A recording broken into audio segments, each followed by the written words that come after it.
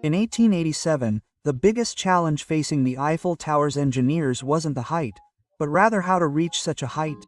If you look closely at the four legs of the Eiffel Tower, they are tilted at an angle of around 55 degrees. So how could an elevator be built at such a curved angle?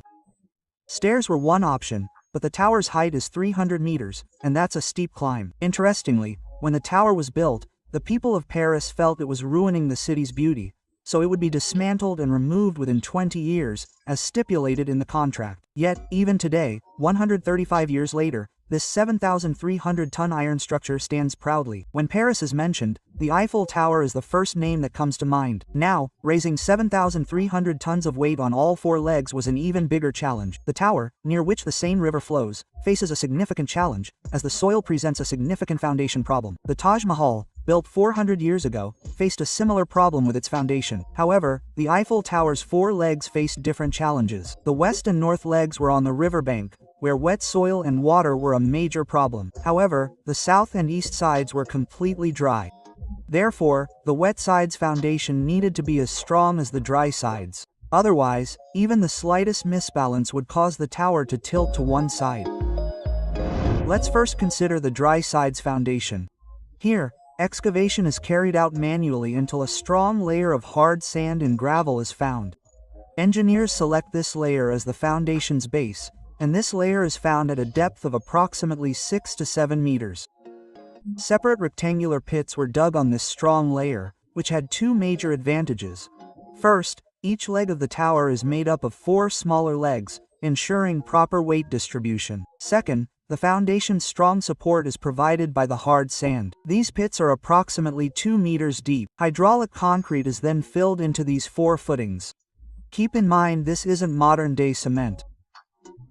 Hydraulic concrete is a mixture of several materials: lime, clay, and gravel, which is made by mixing stone fragments and water. The unique feature of hydraulic lime is that it contains natural clay, which allows it to set underwater, and regular exposure to water will strengthen it even further. Once these four pits were complete, stone pyramids were constructed on top of them. These are solid stones, joined together by a hydraulic motor, and the construction is carried out step by step. From here, the foundation will be built into a pyramidal shape. Two anchor bolts, each 6 to 7 meters long, are inserted into the foundation, and the top block is then given a pyramidal shape, which is formed at a 54 degrees angle. Now, it's necessary to join these four stone blocks together. So, a machinery wall was built around the foundation, and a solid platform was created with mortars, using small pieces of stone inside. In this way, the foundations on the dry side were completed, but bigger challenges awaited on the river side.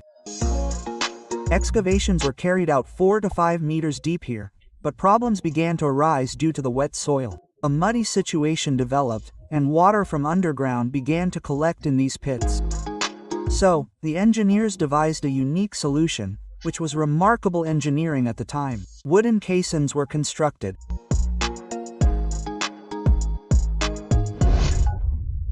To put it simply, if you place a glass upside down in a bucket of water, there is air inside the glass, which prevents water from entering the glass.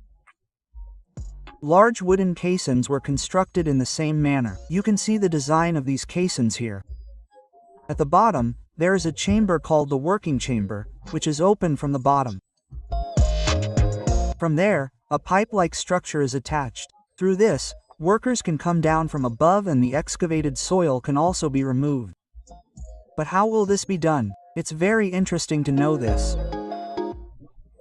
The working chamber at the bottom is an airtight chamber filled with air from a high-pressure compressor.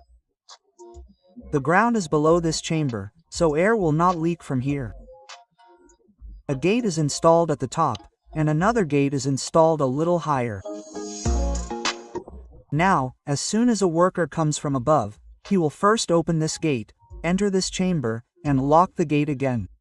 The compressor increases the pressure in this chamber, equalizing the pressure in this chamber with the pressure in the working chamber.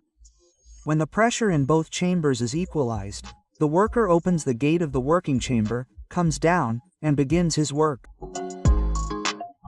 If you're wondering if water can still enter the chamber, that's not true. The high pressure will prevent water from entering this chamber. This wooden caisson is very heavy. Therefore, as the soil is removed, it will slowly sink into the ground.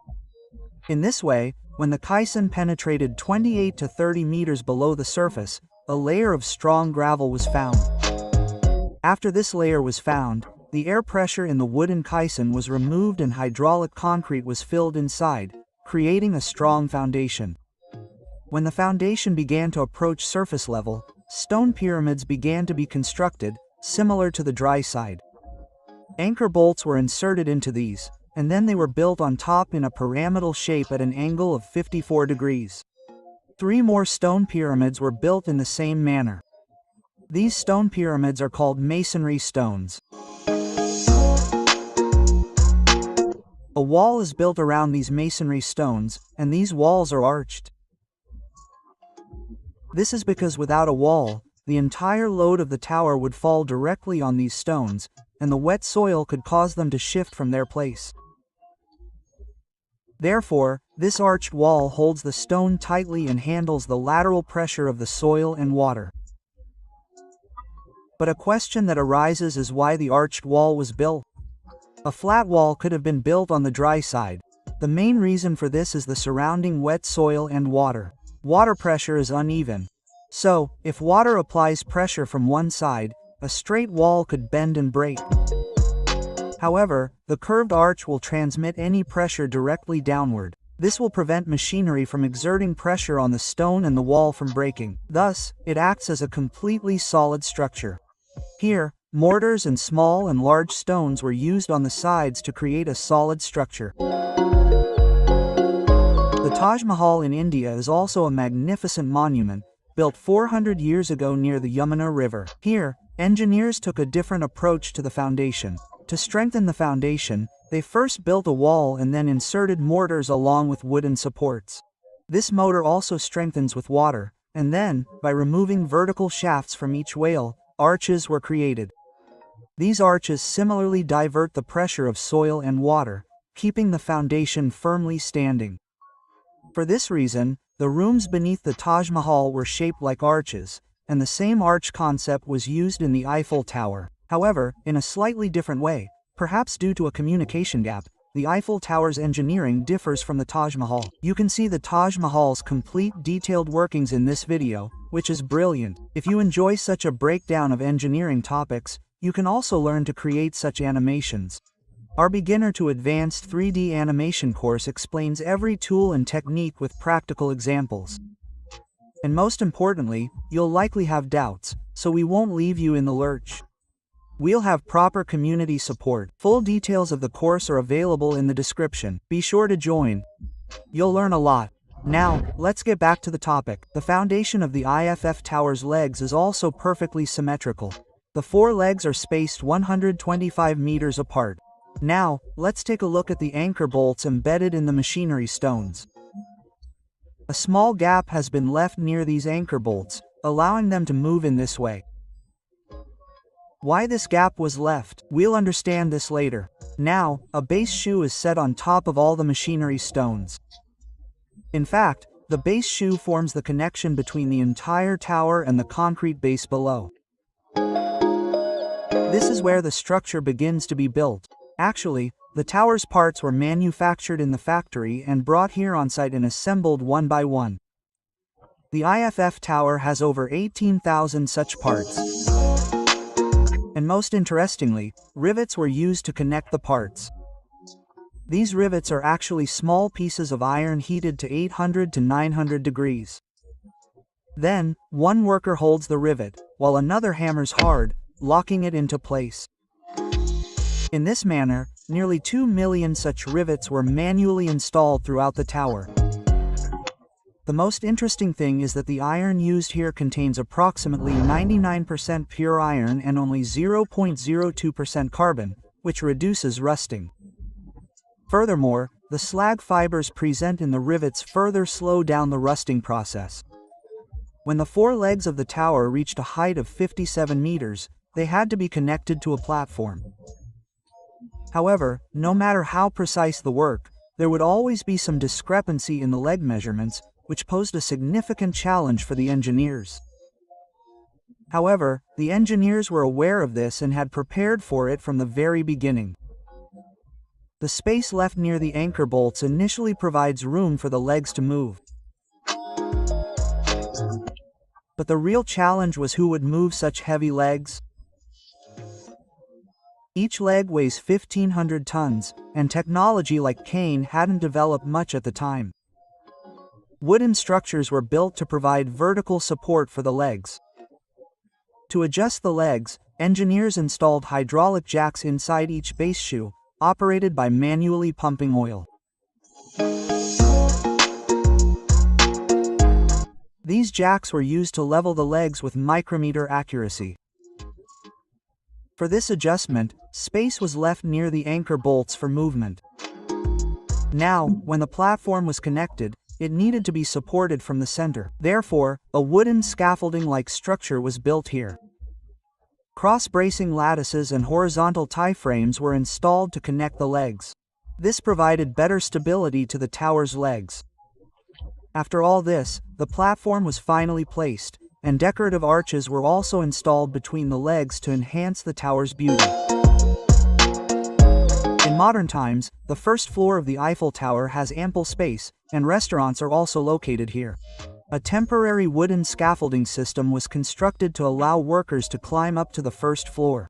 However, as the tower's height increased, the task of moving its components to the top became a major problem. Therefore, a steam-powered crane and a manual chain system were used to haul the components up. Construction of the second floor begins beyond the first floor. Here, the joints were connected in the same manner, placing the platform for the second floor at a height of 150 meters above the ground. From here, construction of the top floor, known as the summit, begins. But the most interesting thing here is that all the legs, which had been operating separately until now, combine into a central shaft after the second floor. Because at such a height, wind force increases, and if the legs are built separately in such conditions, twisting in the legs increases, and the tower's weight also increases. When the top floor was completed in 1889, the tower's total height from the ground was 300 meters. However, today, radio and TV antennas are installed here, making it 330 meters tall. The tower's engineer, Gustav Eiffel, even built a room for himself. The engineer faced a major problem. Although the room was built, how would he reach such a height? Therefore, elevators were built. If you look at modern elevators, they use counterweights and are vertically straight. However, this is not possible in the Eiffel Tower. The legs are tilted at an angle of around 54 degrees from surface level. Therefore, we would need a curved elevator. Otis was the engineer who designed the curved elevator. First, a track was built inside the tower's leg. This cabin, with the help of rollers, can move on the track like a train. But the question arises, how to power it? A hydraulic system was then created, equipped with a powerful piston. This piston is around 16 meters long and doesn't directly power the cabin. Multiple pulleys are installed here. The rope is connected to the cabin by rotating it through these pulleys. Look carefully. The rope passes through the pulleys and reaches the second floor. From there, it connects back to the cabin via a pulley. When the hydraulic piston applies force to the pulley, it moves away. When this piston moves 1 meter, the cabin moves 8 meters. When the piston is fully extended, the cabin reaches the second floor. When the cabin needs to be brought back down, the piston is retracted. However, this hydraulic piston has immense power. To maintain its power, hydraulic accumulators are installed on the sides. They store pressure like counterweights and provide a smooth flow to the cylinders, ensuring smooth piston movement and smooth trolley movement. And most importantly, they also serve as backups in case a hydraulic cylinder fails. Similarly, elevators were installed inside all the legs of the Eiffel Tower, but their purposes are different. Some are for the public, some for staff and restaurant staff. This curved elevator reaches the second floor. However, above the second floor, a different type of elevator was designed, and it is almost identical to today's modern ones. Electric motors are used here, multiple sieves are installed, and guide rails are created to move the cabins up and down. There are 4 cabins in total. When 2 cabins are on top, 2 cabins are on the bottom, on the second floor. The cabins also act as counterweights. When one cabin is on top, the other is on the bottom and it acts as its counterweight. So the cabin handles around 40 to 50% of the weight. The motor handles the rest. It took us 20 days and a lot of deep research to make this video. If you liked it, please subscribe to the channel and like the video. If you are interested in learning such animation, the details are in the description. Then you too will be able to make such great videos. Thanks for watching.